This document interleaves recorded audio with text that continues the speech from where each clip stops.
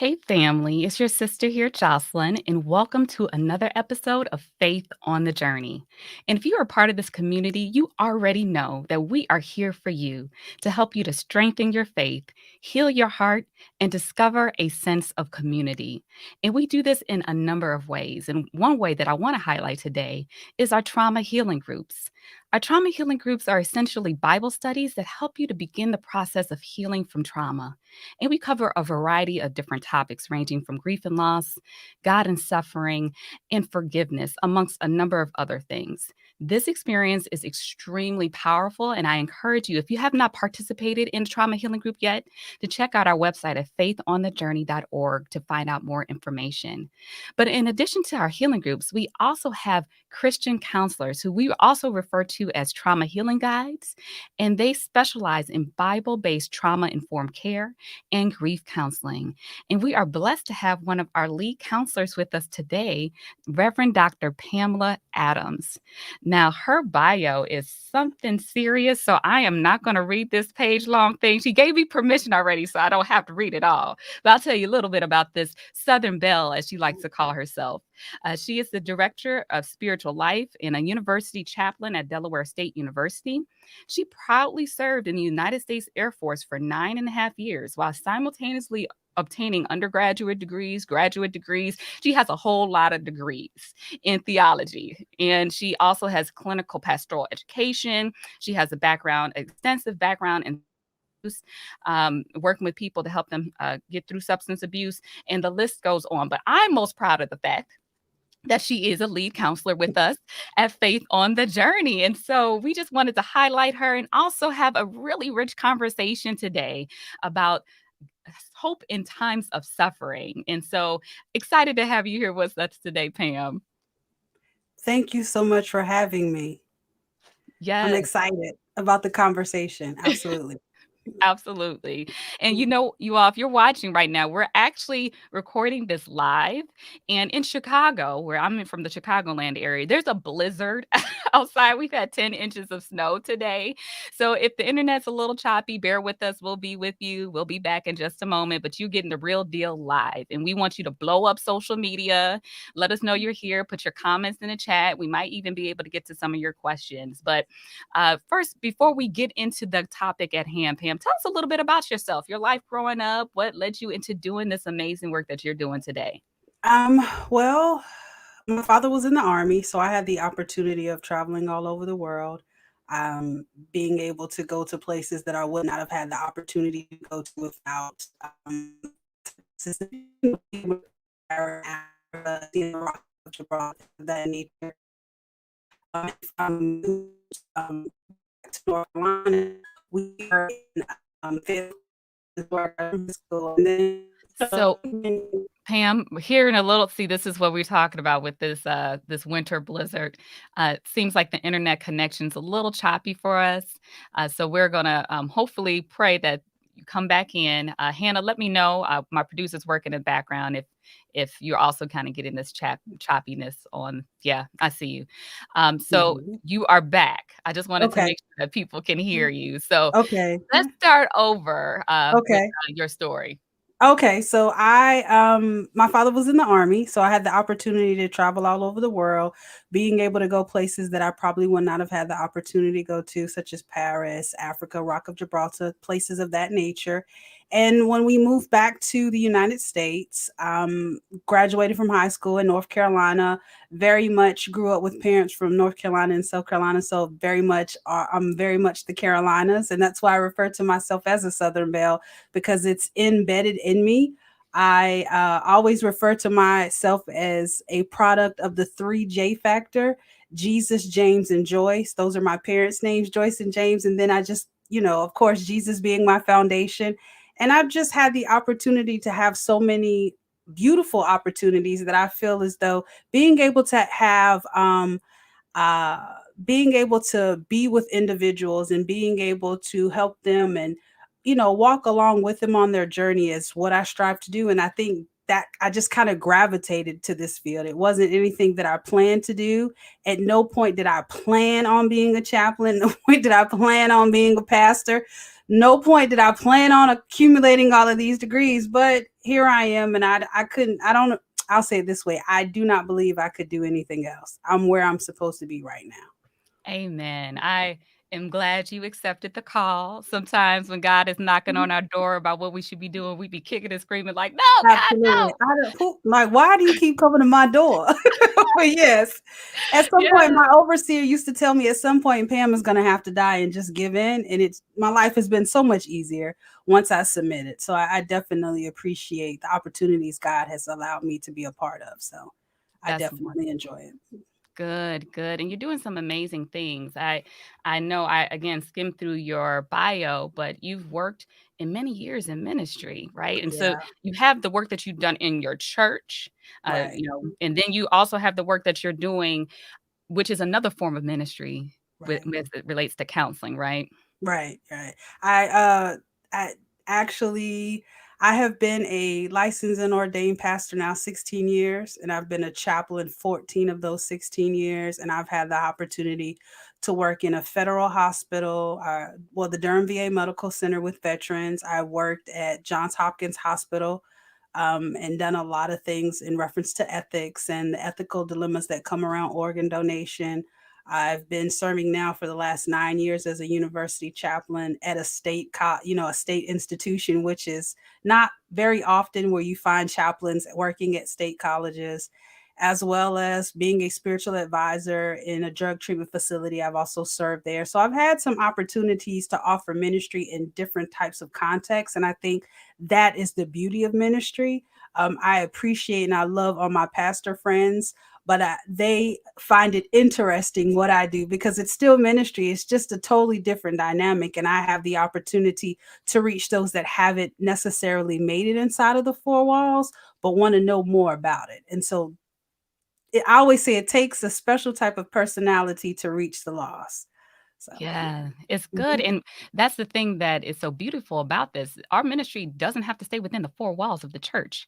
We're No, carrying no, Jesus with us everywhere we go. So, exactly. that is great that you're doing this. You answered the call, and this is why you're the perfect person to help us talk about the topic that we're going in today, which is hope in times of suffering. Right. Because in your work, you've seen people at places in their life where it was just rough. It was dark, it was suffering all the way around, and Hmm. it also takes a special type of person to sit with people in that time of suffering. And so, is there anything you want to say about that before we jump into some of my questions? I definitely think it just takes the heart of patience, understanding what patience really means, and not trying to. I always say we have to get to a space where we always want to see people happy, but sometimes there is a process and it is necessary to sometimes go through some of the things that we've gone through for the lessons that need to be taught.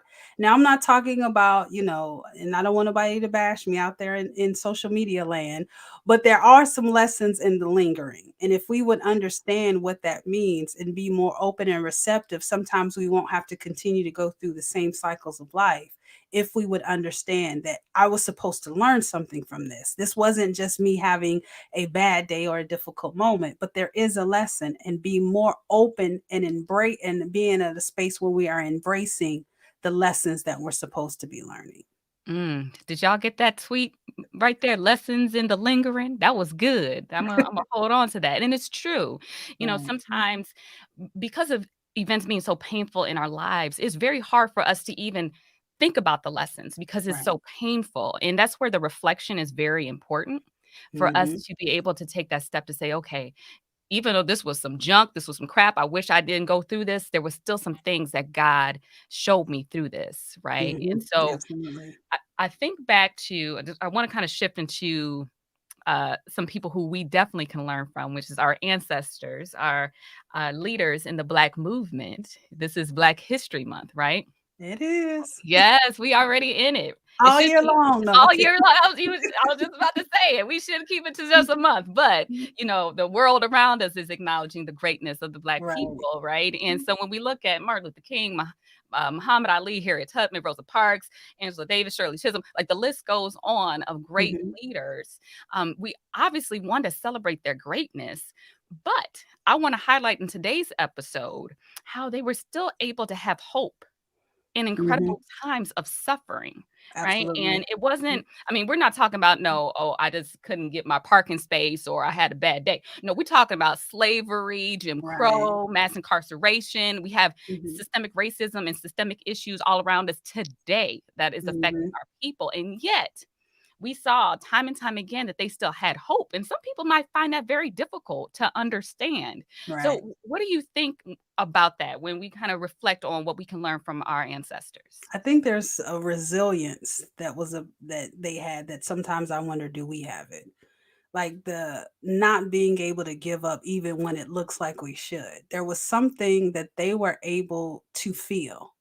It was beyond just, I'm going to keep doing it because this is what I'm supposed to do. But they had something about them. There was something internal that drove them to want to continue on and not to give up, even when it looked like that would have made a lot of sense to throw in the towel. Stop doing all of this marching.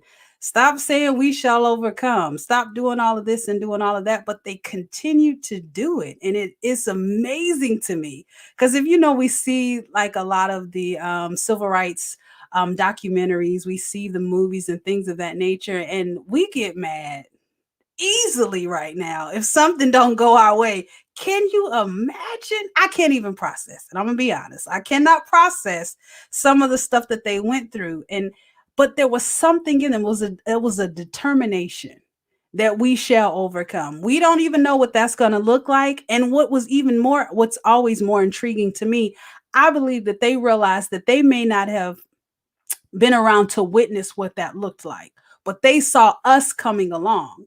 And so they wanted to give that to us. So the question would be, what are we doing to help along the next generation after us? Because I feel like they saw the fact that we were going to need help.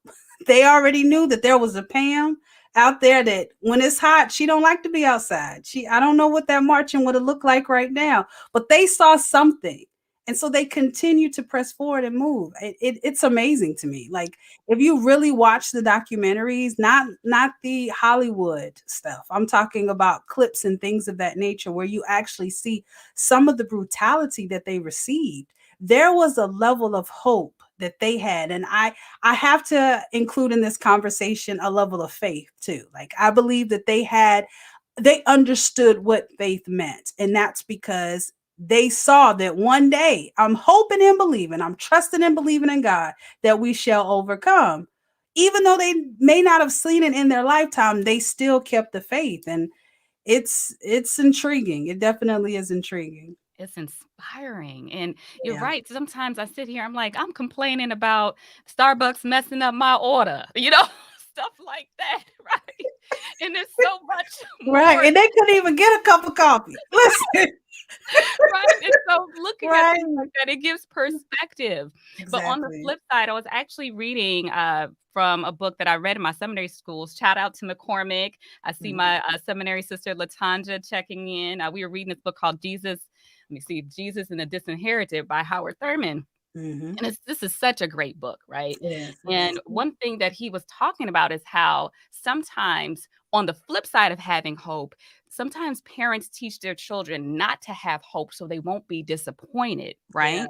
And Mhm. so he talked in the book about a ceiling is placed on his dreaming by the counsel of despair coming from his elders, whom experience has taught to expect little and to hope for less. Mhm. If, on the other hand, the elders understand in their own experiences in lives the tremendous insight of Jesus, it is possible for them to share their enthusiasm with their children. So we think about that, like how sometimes we've been so disappointed in life Mhm. that we're scared to hope.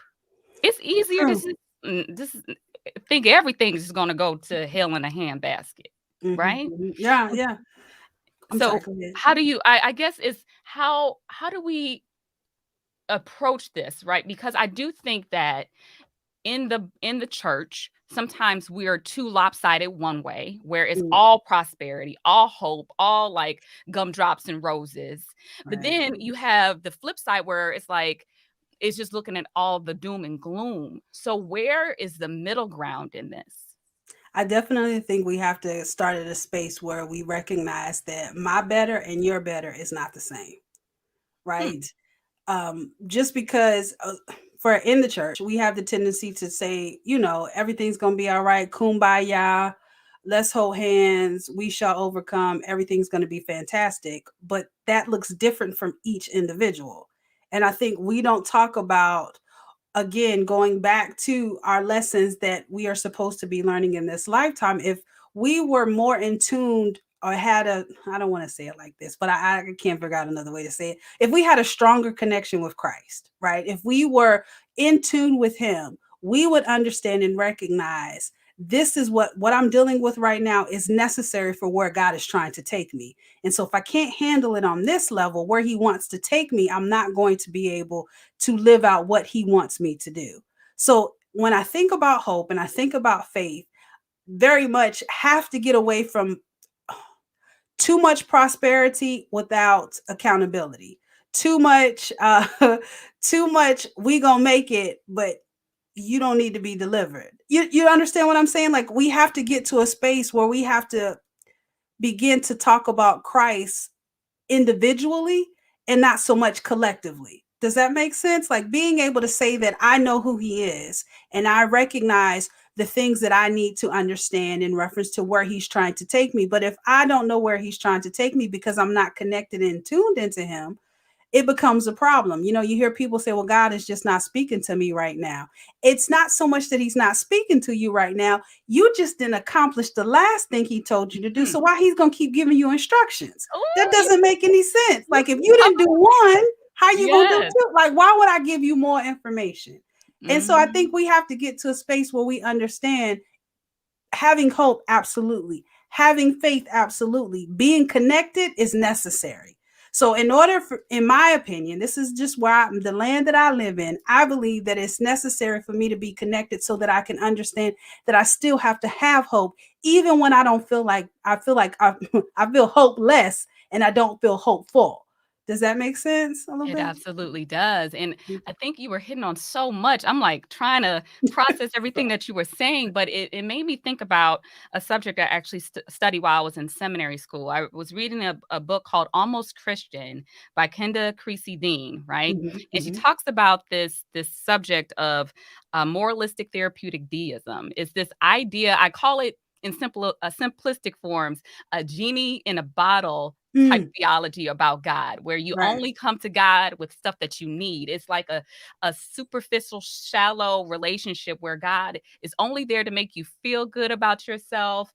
It doesn't require commitment. It's no suffering. It's only about making you happy. And when God Mhm, doesn't show up in your life like that, when you have tragedy, when you have suffering in your life, it's all of a sudden like, well, God, you've forsaken me. Where are you? Well, God has always been there. He was right. there when his son was dying on the cross. So we know that God is there with us always. But I think we have sold people the fake pill. If you watch The Matrix, I know it's red or green pill or whatever. We've given people the pill Right. about about this like fake idea of like what this Christian life Mhm, should really be like. We sold them as false expectation around life without suffering in this walk. And mm. when we think about even one of my favorite peeps from the Bible, Paul, he talked Favorite about apostle.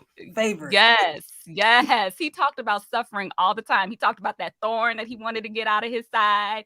He talked Mhm, about how, like, he wanted the stuff to be removed. And that's the thing I appreciated about the fact that in the Bible, they don't hide the fact that suffering was real, and they acknowledged it. But at the mhm, same time, like he still had hope in the midst of it. And so that's where we need to like get people to this point where we almost have a theology around suffering, where mhm, we know how to suffer well, if that makes sense. Where if the mhm. first time we suffer, we're not questioning or losing our faith altogether, is really what I'm Right, trying to say. right, right. And it just Paul is my favorite apostle too. And I always say at no point did Paul sell us that it was going to be rainbows, like you said, rainbow sunshines and kisses. I feel like if you listen to old school gospel music now, and I always tell my students, like, I have moments where, of course, it's very pop bobbing my head, it's going real well. But then there are songs like one of my favorite gospel groups of all times is the Mighty Clouds of Joy, and I love the song that James Cleveland wrote that they redid, and then Mary did it. I don't believe that he brought me this far just to leave me. I don't feel no ways tied. And so when students know when they hear that type of music coming from my office, Chaplain Pam's not doing too good. What's going on with Chaplain Pam? But my reality is I cannot give up the hope that God is going to bring me out. And I think that's what Paul was trying to teach us. Like, understand who you're serving, understand who God is. If you truly understand who God is, at no point has he ever forsaken you. He's never forsaken us. A lot of times when we may turn our back to him, we may say that he not speaking to us right now because we're real theological and we're real deep. So he's not speaking to me right now. I don't hear the voice of the Lord.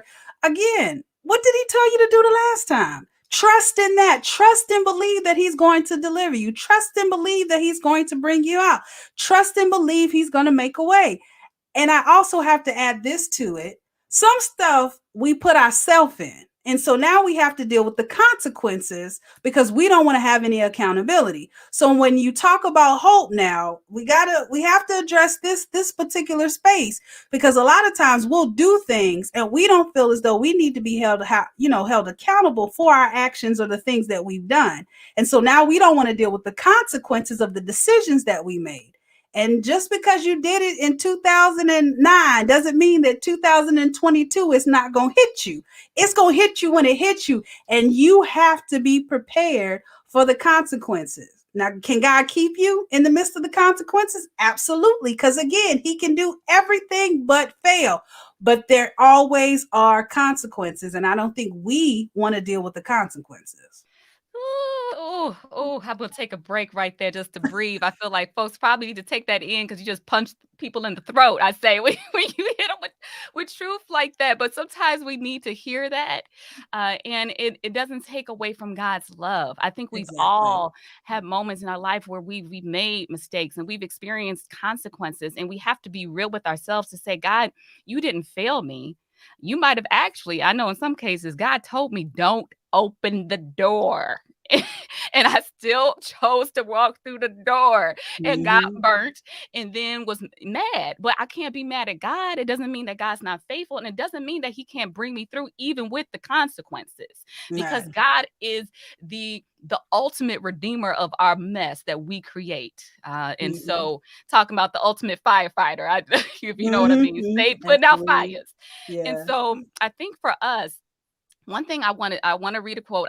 I've been doing a lot of reading today. So Howard Thurman, but Brene Brown is another person who Mm-hmm. I love to read her books. And one thing she said was hope is a function of struggle. I was like, we develop hope not during the easy or comfortable times, but through adversity and comfort. And I was like, okay, that Mm-hmm. makes, and I said, for me, when I read that, I'm like, I interpret that as, your faith is really being tested in those times of suffering, right? Because when, things are all good and going your way, yeah, it's easy to have faith, but Mm-hmm. you really test that faith and see where your hope is and where it comes from. Let me just Right. put a pin in that, which we Mm-hmm. know is Jesus. We really see where our hope comes from when we're going through the valley moments in our lives. And Mm-hmm. that's the real hope. That's the hope. That's the joy that when people see you going through like your storm and they like, how's she still smiling? How's she still staying? How is she not in the middle street talking to herself? Jesus. That's really what that Absolutely. is. Yeah, yeah, yeah. I think, and think about how we grew up. Different people grew up different ways. And one of the things that we used to always hear growing up is that people shouldn't see your struggle because you have hope in God.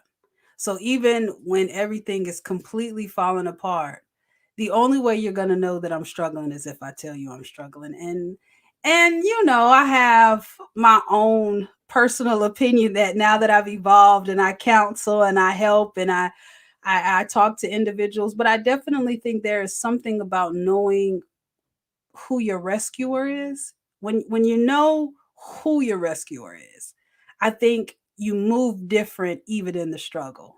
Because, the people say the struggle is real. The struggle can be real and it can get real.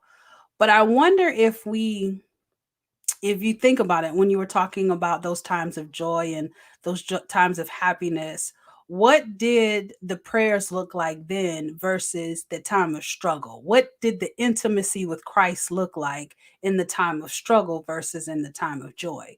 And sometimes I wonder, is that a part of the lesson? Like, the intimacy should not just be when everything is going good, but when it's going bad, it should be a little bit more in depth. Like, I used to tell my patients all the time. I think when I worked at the inpatient drug facility, I said, I think we are in a space where our prayers have to change. When you're dealing with addiction, your prayer has to change. It cannot no longer, God, be I want to be sober. No, God, remove the taste of alcohol from my mouth because I have no desire to continue to live this way anymore. Because that's a struggle for them. And they have hope that He can do it. But let me talk to God differently because I want different results. Because in years past, I had asked to be clean. And so I just think when we think about hope and we think about struggling and we think about um, trying to get to where God wants us to be, and not only get there but stay there, because we have a good we do a good job of getting there, but being able to stay there sometimes becomes difficult. It becomes a struggle to stay in that space. But if I'm constantly in tune and I again know who the rescuer is, it just could move differently. But we have to always be there. Like, we can't do this on Monday, Wednesdays, Fridays, and Sundays. This has to be an everyday thing. Like, I can't just cling to Christ when it's convenient for myself. I have to cling to Him even in those moments when I don't understand. And I definitely have more questions than I have answers. I definitely need to make sure that I'm constantly in the position to receive from Him. But I don't know if we always do that. No, we don't. We don't always do that. And I think when you said about having more questions than we have answers, that's a big struggle for us because it's natural as humans to want to understand why. We want to make meaning of our situations. And sometimes things are just straight evil. Mm, Sometimes things we just might not ever understand. We might not get the answers until we in glory. And it's right. one of those things, if you don't have the answer, how do we still find peace? How do Mm. we, still draw closer to the one, our Savior, God, for our comfort when we're upset and we're angry and we don't understand? How do you advise people in that situation? Well, we definitely have to have the conversation about the emotional baggage that we carry around. Being able to start there, I always make sure that we get to a space where we're actually unpacking those questions and being able to look at it for what it is. And again, as you alluded to, we're not going to have answers. Some stuff we'll never know. We won't know here in this lifetime. But how then do I let go of it so that I can move forward? Because a lot of times we can't let go of things because we don't have answers. But getting to a space where I recognize that I may not get the answer now, I'm asking God to remove it from my heart as well as my mind. Because people say, what do they say? I'll forget, but I'll never forgive, or something along those lines. I'll forget or forgive. However the quote goes, whatever you're doing, if you're still carrying it around, you still have the emotional baggage.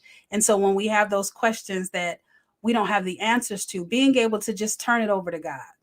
But a lot of times, what we do is that we'll say we've turned it over to God, but then we'll go pick it back up because we're not dealing with the residue of that particular bag. So I have this thing where I talk about residue because it's easy to say that I've turned over these things to God, but some of the behaviors that were left over from some of the things that happened to me in my childhood or as an adult, there's residue that's still present. And so not only God remove that from me, but also remove the residue. Anything that triggers different types of behaviors from the experience that I witnessed, God remove that from me as well. Because a lot of times we won't realize that it's still there until something triggers that behavior internally, that temperament within us, right? That we have to ask God to remove that residue as well, not just the bags, not just the emotional weights, not just the people, places, and things, but God, any residue that was left behind from what I witnessed, from what I saw, from what I was a part of, God, begin to remove that from me. And I think that assists us in the process of understanding and getting to a space where we do have hope. And see, when you're talking about that, that goes back to what you were saying earlier, that we can't go about this with no cute, sweet prayer. This is some Mhm. spiritual warfare type stuff to break Yeah, some chains, right. especially when it comes to trauma. And let's talk a little bit about that, because some of the suffering that we have experienced is traumatic. Mhm. And it is something that it has to be obviously prayer at the center, but there's other work that's involved when Mhm. someone has experienced trauma. So let's talk about that a little bit, Pam. Well, I think the first thing we have to do is not be in denial of our trauma. I think a lot of times people have experienced things and they don't really want to attach the word trauma to it because we have a definition of trauma that makes it seems as though experiences that we've gone through have not been traumatic. And so I think definitely having the conversation about what I've experienced, because I'll say it this way: we have the tendency to go through things that have been traumatic and we have swept them underneath the rug. We swept them underneath the rug and we act as though it did not happen. But then when different things happen to us or around us, different types of emotions will be triggered, and then we begin to act in certain ways, and then we'll make statements like, I don't even know why I said that. I don't even know why I did that. Well, beloved, you got some stuff underneath your rug that you've got to deal with. And so starting there first, being able to address the things that you've gone through, then we can begin to unpack that and break it down and talk about it. Because I always say what we end up doing is using a big broom and sweeping it underneath the rug. But I'm going to take a toothbrush and I'm going to bring it from underneath that rug one piece at a time so that we can actually look at it, unpack the emotions and feelings that is attached to that trauma and be able to deal with it so that you can begin to turn it over to God to let it go. And anything that mimics anything that you don't want, or you don't want to act as though I'm sorry, I lost my train of thought. You I'm was thinking rolling along though. the line. I'm thinking along the lines of that residue that's still left behind. Because you know how sometimes you can sweep up sand, but then you still see the little granules. I Yeah. think definitely going back behind that to make sure that we get it all up, because it's still some stuff that's still there that we haven't had the opportunity to get to. But we got to Yeah. get from underneath those rugs. Starting there, not being in denial of our trauma. Because I've had conversations here recently when people have said stuff and I'm like, you do realize that's trauma. Girl, that was just something I went through. No, baby, it's trauma. And I think we need to deal with it, Yeah. because now you see, I gave one of my clients last week the analogy of, you know how we have vases and we put flowers in vases, and it's the water in there, but sometimes people like put like rocks and things of that nature, and they just stick stuff in the vase and continually add things to it. At some point you can't get anything else in the vase. It begins to pour out. And I think a lot of times individuals that have dealt with so much trauma over the years, they now are at a space where their vase is overflowing and it's spilling out to other areas of their life because they've done such a good job of trying to compact everything that they've gone through and not deal with it. Because let's be clear, nobody wants to just outright deal with trauma. Like, no one is saying, I'm running, y'all help me, I got to get rid of my trauma. Nobody is doing that. And so a lot of times people get to a space where it's overflowing and it's spilling out to other areas of their lives. And now, it's in their relationships. Husband and wife, boyfriend and girlfriend are not able to have relationship because now every time something happens, da da da da da, X, Y, and Z, and it's like, okay, so it's spilling out in there, spilling out in your job, it's spilling out in your church, because now every time somebody says something, you got something nasty to say in the house of the Lord. So it shows up in different places. And it's imperative that we deal with the things that we've swept underneath the rug, or if you've put it in a vase, it has to be dealt with. You cannot continue to carry it around, because at no point will we ever create it to carry around that much stuff. The scripture talks about it. The scripture says, take my yoke upon you and I will give you rest. And I always say, if he said take his yoke upon us, that means that there should be a balance. I should never be overwhelmed. I shouldn't be overworked. I should not be stressed out, because the scripture says, take my yoke. I'm trying to help you, cupcake. I will carry it for you. But if you don't even know that you carry it, how can you turn it over to him? Yeah, and that is so good. And when you were talking, it gave me a visual of Erykah Badu's song, Bag Back Lady, later. Yeah. yeah, she carried around the bags, she got too much stuff, Exactly. and she just used to carrying these bags with her all the time, Yep. and it's like, when are we gonna learn to release so we can start to pack light, as Erykah Badu said, and it's one of those things, I think, from at least our culture, Pam, in the African Mhm. American community, we're taught that we're supposed to be strong all the time. It's this, Mhm. what I call the mask of strength that we wear. And Mhm. when, as you mentioned earlier, we show weakness, when we show vulnerability, it's one of those things, it's frowned upon. It's seen as a weakness. But Mhm. vulnerability is actually courage and strength. And I feel like when we consistently wear this mask of strength, especially if, like, for example, you might be a parent and you're teaching your children never to cry, never to show any vulnerability, in essence, they're never going to be able to really get in tune with what's going on inside, because they're always presenting this false self, if that Mhm. makes sense. Absolutely. Yeah, we definitely have to go back and change some of the quotes and things that we grew up with when you think about being able to continue on. I tell my mother now, I love my mama with my whole heart, but I told her some of the stuff you used to say was not healthy, Shug. It was not healthy. And now that I'm older and I know a little bit better, I appreciate the lessons learned, but I now know not to continue on in that same fashion in reference to some of the things she used to. One of the things she used to tell me, whenever I would tell her, like, I just feel like I have too much on my plate, my mother would tell me, well, you need to get a charger. And for those that don't know what a charger is, that is something that you put a plate in. So it's like on a formal table setting. The charger sits first, and then you put the plate in, and then the napkin, like when you're doing a full decorated dining room table. Because in her mind, whatever's hanging off my plate, my charger will catch it. I was like, shook. Now that I'm older, that wasn't healthy. That was so not healthy.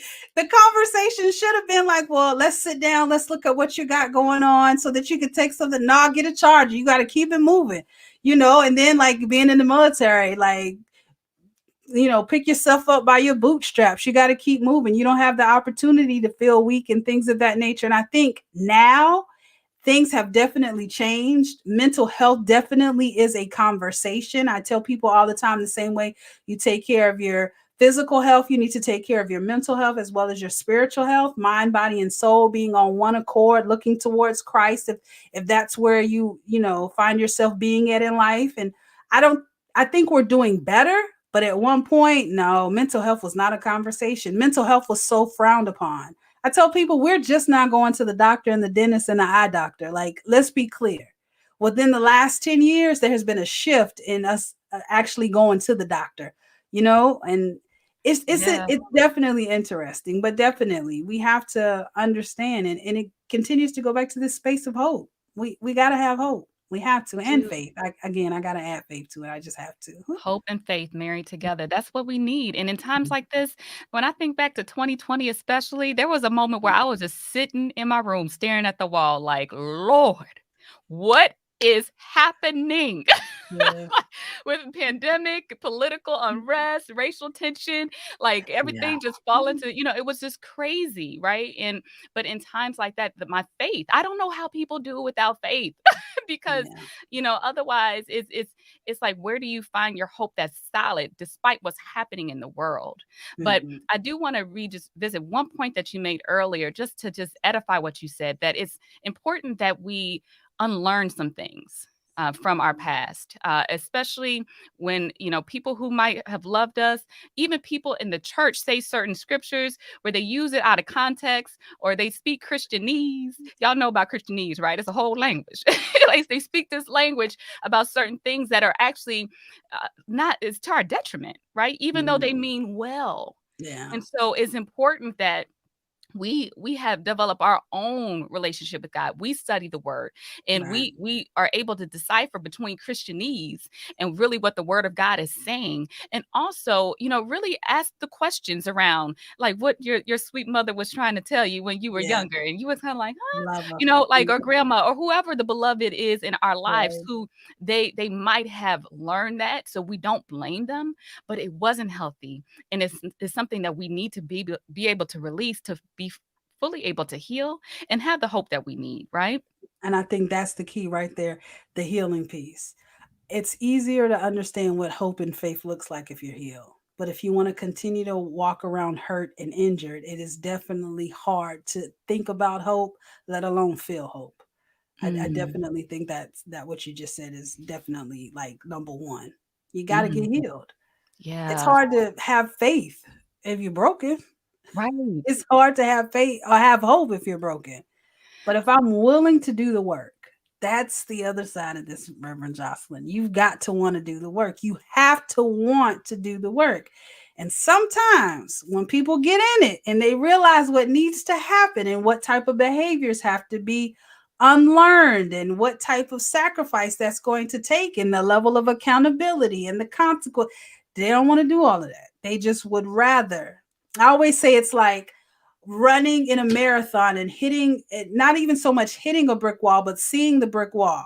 You have no idea what's on the other side of that brick wall, but you know what's behind you. So a lot of times it's easier for us to turn around and go back to the chaos, to the confusion, because you know what that looks like on a daily basis. You have no idea what's on the other side of that wall. So we get stuck and it's easier to keep going back. And then we'll, fast forward in life and we want to make a change. And here we go again, running towards that wall. But instead of taking the time out to understand on the other side of that wall is healing, on the other side of that wall is deliverance, freedom, hope, Mhm. peace, joy, all of those wonderful things, we will continue to turn around and go back because it is easier to live in chaos and confusion than to take a chance and trust and believe in God that everything is going to be all right and go to the other side because you can't see it, because we're visual. We can't see freedom. So I'm going to continue to stay in this chaos. I can't see what it looks like. The wall is in the way. But if I could just understand that He can remove the wall, we won't even get close to it sometimes. We'll see it. We won't get close to it. I'm going to turn around and go back because it's easier for me to live in my chaos and my confusion than to be on the other side of freedom.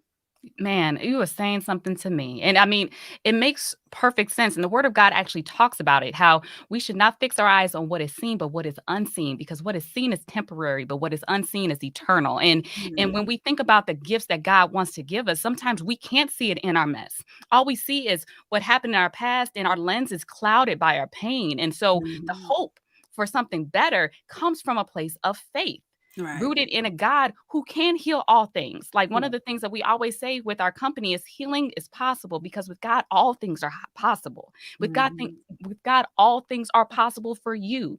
And I'm saying for you because I need you to hear it's for you, not for Pam, not for Mm, Jocelyn. It's possible for you. And so we have to embrace that and believe that to be true. And mm. going back to what you said about the work, because sometimes we can skate over that and we want to emphasize the fact that it is work. And Right. if you are at a place where you want to make the step to begin this healing journey, you don't know how, I encourage you to connect with a Christian counselor who can walk alongside of you. And the Christian counselor's role is not just to only listen, right? Because listening is important. Sometimes you have to tell your story. That's very valuable.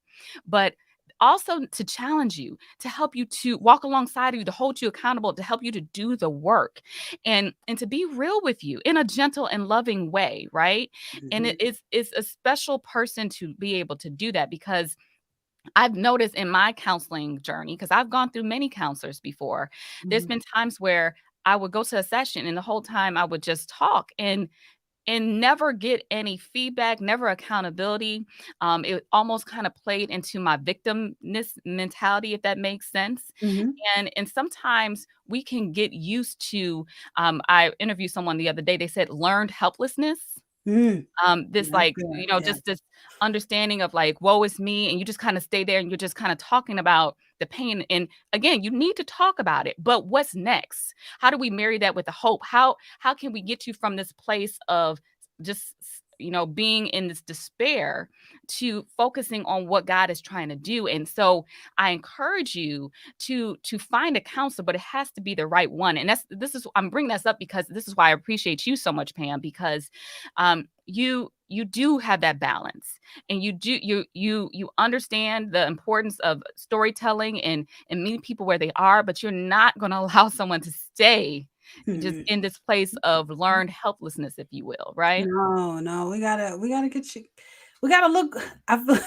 I definitely am at this space where if we're gonna do it, let's get it done. You know what I mean? Like it's not. I don't want to sugarcoat that this process. I'll say it this way. I tell the individuals that I counsel, there are gonna be some sessions that you're not gonna like me. You're not, but I promise you, still gonna love me, right? Because I'm gonna step on your toes. I told you to move them, but you kept them out anyway, so I gotta get them, but being able to be real and genuine, because I don't feel as though I'm not offering ministry if I'm not getting you from where you're at currently to where you're trying to go.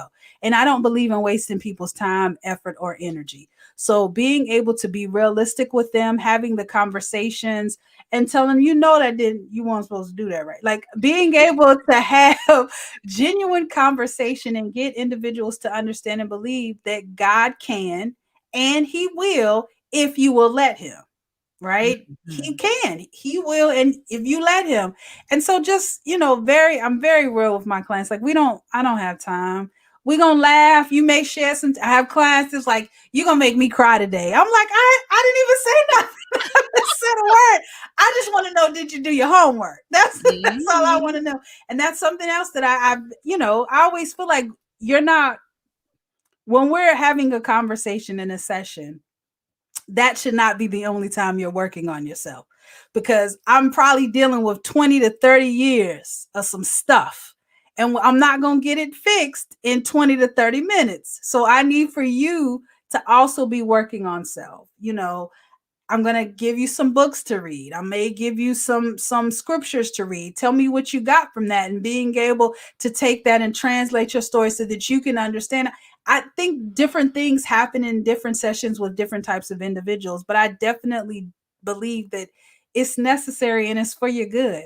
I want you to prosper. You know what I mean? Like I want you to understand that God can. So if he can, why hasn't he? You know what I mean? Like, what's the Mhm. hindrance? What is hindering you from being able to be free? What is hindering you from being able to say that you're set free, delivered, and you understand who God is totally, and you want to have that type of relationship with him every single day? If the joy of the Lord is our strength, and that's what we're standing on, you got to have a jovial spirit. You can't look like you want to slap everybody every day. Like that cannot be a thing. And so if Right. that is if that's what's going on, it's some stuff we got to work on. It's we've got some items, some things on the list that we've got to get through. But I definitely enjoy what I do, and I hope individuals that are listening to this podcast, if they are in need and they're at a space where they understand that it has now gone from a want to a need, that they reach out to Faith on a Journey and get the assistance that they need. Yes, I encourage you all to do that. And Pam, I wish we had more time to talk. You realize we've been talking for 50 minutes and it just seemed No. like it was just rolling. Right. And so we just gonna have that just means we have to have you back on the show.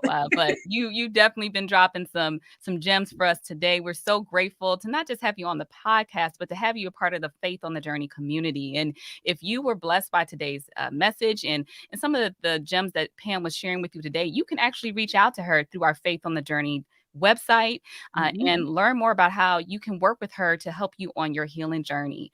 And we also have a team of counselors waiting to meet you as well, in addition to Pam. And so, again, check out our website and find out what's available for you. We have our trauma healing groups where we have registration open for you today, where you can connect with other believers and they can walk with you on your healing journey. And we have a variety of free resources that you can take advantage of. So Please check that out. Subscribe to our email list. And the last thing I'm going to ask of you today is if you were blessed by today's episode, do not keep all this goodness to yourself. I need you to share this. I need you to share this with anyone who's struggling with hope right now because they're dealing with depression, where they're dealing with grief and loss, whatever it is. Share this message to encourage someone because they need to hear it. They need to know about God's love, and they need to know that hope can still be experienced in times of suffering. So we thank you for tuning into today's broadcast. We hope it was a blessing to you. We do this every week to help you strengthen your faith, heal your heart, and discover a sense of community. So continue to be involved in our community, and we'll see you next week. But until then, you keep your faith on the journey. I'll see you soon.